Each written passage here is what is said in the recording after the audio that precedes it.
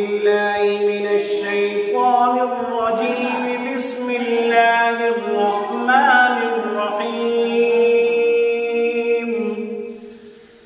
وإذ قال إبراهيم رب اجعل هذا البلد آمنا واجنبني وبني أن نعبد الأصنام رب إنهن أضللن كثيرا من الناس فمن تبعني فإنه مني ومن عصاني فإنك غفور رحيم.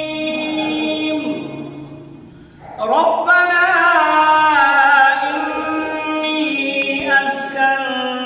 من ذريتي بواد غير